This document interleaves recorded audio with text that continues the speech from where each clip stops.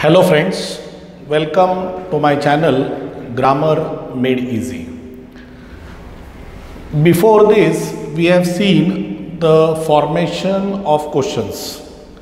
Today, we are going to see formation of WH questions. अगर आप मेरा video जिसमें मैंने फॉर्मेशन ऑफ इंटरोगेटिव सेंटेंस जिसमें मैंने पढ़ाया था वो अगर आप देखते हैं तो आपको उसको और इसको रिलेट करने में बहुत ज़्यादा इजी होगा। अब यहाँ पे मैंने क्या बोला है कि फॉर्मेशन ऑफ WH क्वेश्चन, ये एक स्पेसिफिक वर्ड मैंने यूज़ किया है यहाँ पे जिसको मैंने बोला है WH। अब जब WH क्वेश्चन के बारे में हम बात कर रहे हैं तो हमको पहले उसका फॉर्मेशन क्या है वो देखना पड़ेगा। See when we form a question, जब हम लोग कोई क्वेश्चन फॉर्म करते हैं तो क्वेश्चन फॉर्म करते हुए सबसे पहले हम लोग इसमें यूज करेंगे WH वर्ड, उसके बाद में हम लोग यूज करेंगे हेल्पिंग वर्ब, उसके बाद में यूज करेंगे सब्जेक्ट, उसके बाद में यूज करेंगे हम लोग वर्ब, उसके बाद में ऑब्जेक्ट और फिर क्वेश्चन मार्क। मैं रिपीट कर रहा हूँ कि हम लोग क्या क्या यूज़ करेंगे। जब हम लोग क्वेश्चन फॉर्म करते हैं तो सबसे पहले हम यूज़ करते हैं WH वर्ड, उसके बाद में आता है हेल्पिंग वर्ब, उसके बाद में आता है सब्जेक्ट, उसके बाद में आता है वर्ब और लास्ट में आता है ऑब्जेक्ट और followed by question mark. Last में क्या आ जाएगा? Question mark. अब जब मैं इसका फॉर्मेशन बना चुका हूँ, अब मुझे पता करना है कि ये WH वर्ड्स कौन कौन से और कितने हैं। सी तो WH वर्ड के बारे में हम डिस्कशन करते हैं। सबसे पहला WH वर्ड होता है व्हाट, जो हमको बहुत जगह देखने को मिलता है। उसके बाद में आता है विच, उसके बाद में आता है वेयर, उसके बाद में आता है व्हेन, उसके बाद में आता है व्हाई, उसके बाद में आता है हाउ, उसके बाद में आता है हु, उसके बाद में आता है हुज, उसके बाद में आता है हुम। हम एक बार काउंट कर लेते हैं, 1 2 3 4 5 6 7 8 9। Friends, there are 9 WH words. How much WH words are there? There are 9 WH words. First one is what, which, where, when, why, how, who, whose और हुम। ये 9 WH वर्ड्स होते हैं जिनके हेल्प से हम लोग WH क्वेश्चन को form कर सकते हैं, हम बना सकते हैं। अब हमारा नेक्स्ट क्वेश्चन ये कि इसको यूज कैसे करना है और कहाँ करना है। देखो 9 WH वर्ड है ये हमको पता चल गया, लेकिन उसको यूज कहाँ करना है वो भी हमको पता होना चाहिए। उसका भी हमको परफेक्टली पता होना चाहिए कि हम कहाँ कौन सा यूज कर सकते हैं। फॉर एग्जाम्पल, अगर मैं व्हाट को पहले थोड़ी देर के लिए छोड़ देता हूँ, विच को मैं बोलता हूं for specific something. If I want to know something specific तो मैं विच को यूज करूंगा। स्पेसिफिक का मतलब क्या होता है कि सपोज मेरे सामने 2 बुक्स रखी है, एक बुक बड़ी है एक बुक छोटी है, तो और मुझे किसी को पूछना है कि आपकी बुक कौन सी है, तो मैं क्या पूछूंगा? Which is your book. मतलब स्पेसिफिक कौन सी ये मैं पूछ रहा हूं। अगर किसी ने टीवी खरीदा है तो मैं उसको पूछूंगा which is the company of your TV. आपने टीवी जो खरीदा है उसकी कंपनी कौन सी है, उस कंपनी का नाम क्या है। Where I use to ask for place, when I use to ask for time. मतलब when are you coming to me, या व्हेन डिड दिस हैपन, ये कब हुआ। ये सब पूछने के लिए मैं क्या कर रहा हूं? व्हेन पूछ रहा हूं। वाई का यूज करता हूं मैं रीजन के लिए। वाई कहां पे यूज करता हूं मैं? रीजन पूछने के लिए। हाउ मैं यूज करता हूं किसी एक्शन या किसी नंबर को पूछने के लिए।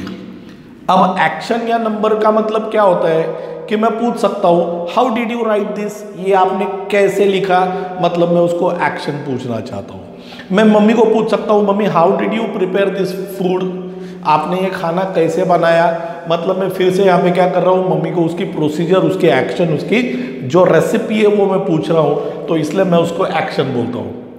Number, how much you got in English, या फिर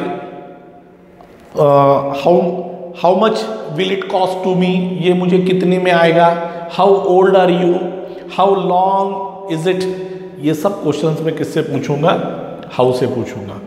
जब मैं हु लेता हूं तो हु आता है पर्सन के लिए, हुज भी आता है पर्सन के लिए, और हुम भी आता है पर्सन के लिए।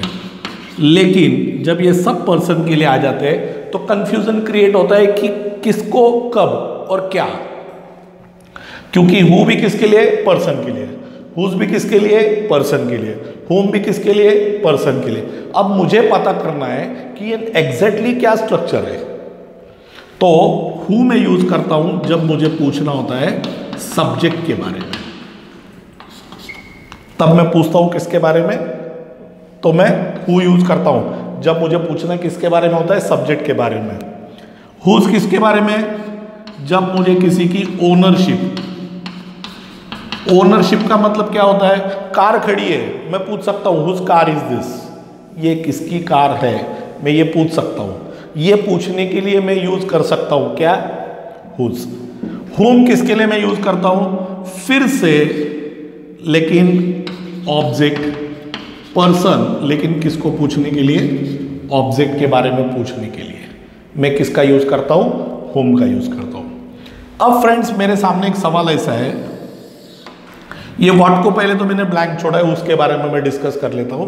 व्हाट ये एक ऐसा मल्टीपल वर्ड है जिसका यूसेज बहुत वाइड है, हम लोग उसको किसी एक ऐसे स्पेसिफिक एक स्ट्रक्चर में उसको हम नहीं बांध सकते। जहां भी हमको जरूरत महसूस हो उसको हम अलग अलग तरह से हम उसको ट्विस्ट करके हम उसको यूज कर सकते। इन वर्ड्स को आप वैसे नहीं कर सकते, there is so much limitation for these words, but for what you can use it with multiple options, with multiple structures, with multiple options you can convert it. Now how WH question is formed and what is the structure of it. अब मैं ऐसे बोलता हूं, suppose I say Rohit is going to Mumbai, ये मेरा sentence है, Rohit is going to Mumbai. अब Rohit is going to Mumbai अगर ये मेरा सेंटेंस है, अब मुझे इसमें WH क्वेश्चन बनाना है। अब मुझे WH क्वेश्चन बनाना है तो मुझे पहले ये पता करना है कि मुझे इसको किस स्ट्रक्चर में बनाना है, मतलब मुझे रोहित के बारे में बनाना है या मुझे मुंबई के बारे में बनाना है। मैं आपको दोनों ऑप्शन से बना के शो करता हूं। If I am preparing it for Rohit I will say who, because वो कौन है, सब्जेक्ट है। सब्जेक्ट के लिए हम क्या यूज करते हैं, हु। उसके बाद में क्या आ जाएगा मेरा, helping verb, who is. Who के बाद में क्या आ गया, is. Who is going to Mumbai. Now this is the way I am using who as a question and this is the WH question which is formed for Mumbai. Now, if I change it like this, for Mumbai, Mumbai is a place, तो हम लोग place के लिए क्या use कर रहे हैं, where. place के लिए हम क्या यूज करते हैं, where. So I can say where, बाद में मुझे क्या चाहिए, helping verb, is आ गया, बाद में मुझे कौन चाहिए, सब्जेक्ट। तो सब्जेक्ट कौन है इसमें, रोहित, तो वेयर इज रोहित। बाद में क्या चाहिए मुझे, वर्ब आ गया गोइंग, और बाद में है ही नहीं कुछ तो मैंने यहाँ पे गोइंग को क्वेश्चन मार्क दे दिया। अब मैंने लिखा Rohit is, where is Rohit going. इस तरह से मेरा ये क्वेश्चन फॉर्म हो गया। My father will return on Monday. My father will return on Monday.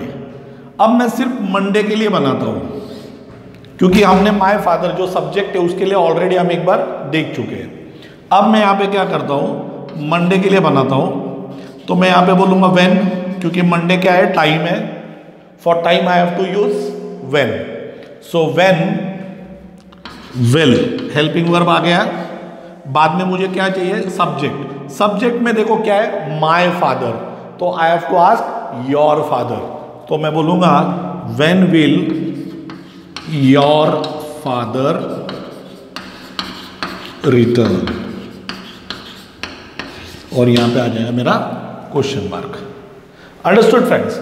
इसी तरह से आप किसी भी WH वर्ड को आप घुमा सकते हो और किसी भी WH क्वेश्चन के साथ आप क्वेश्चन बना सकते हो. ठीक है? Thank you.